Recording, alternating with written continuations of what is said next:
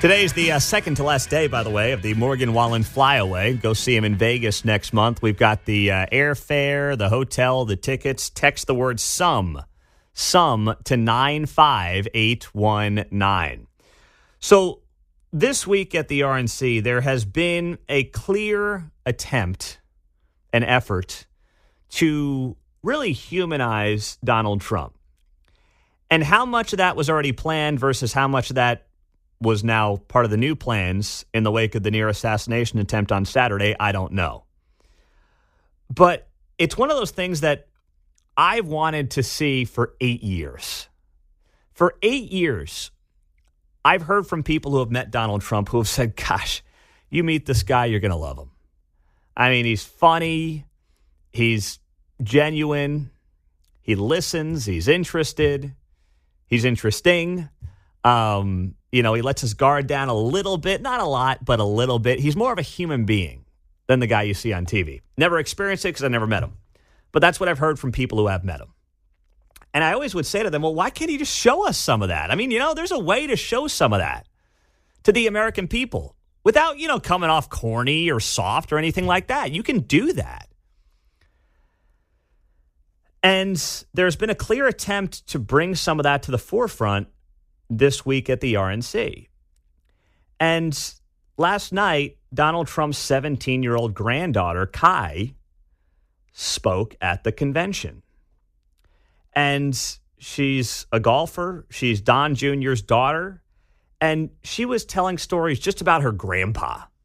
And I'm like, this is the kind of stuff that America needs to hear about this guy. And it's okay for Donald Trump to have these stories out there. It is good for him to have these humanizing stories out there. To me, he's just a normal grandpa. He gives us candy and soda when our parents aren't looking. He always wants to know how we're doing in school. When I made the high honor roll, he printed it out to show his friends how proud he was of me. And, he calls me during the middle of the school day to ask how my golf game is going and tells me all about his. But then I have to remind him that I'm in school and I'll have to call him back later. When we play golf together, if I'm not on his team, he'll try to get inside of my head. I know. And he's always surprised that I don't let him get to me. But I have to remind him, I'm a Trump too.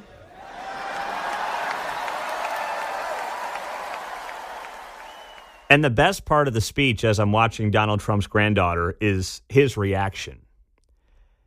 His reaction and just the way he's taking it all in is a side of the guy that I have never seen. It's almost like I don't recognize him.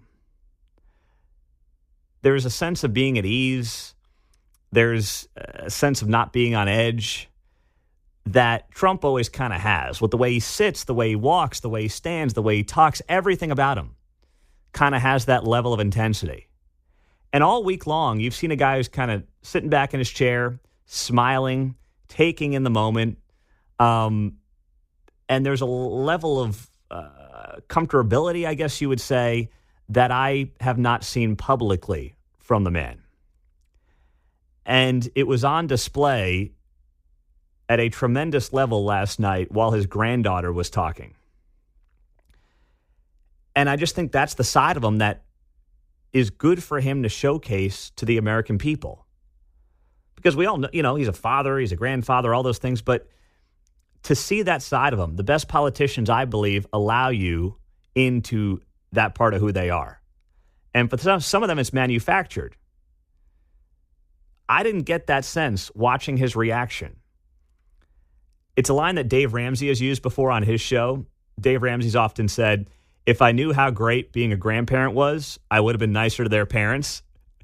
And I was thinking about that with Trump last night.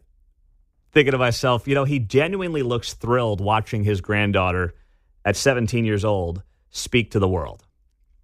And if we get more of that guy, and if that's what tonight is going to be about for Donald Trump, this thing's over. November 5th is going to be a landslide.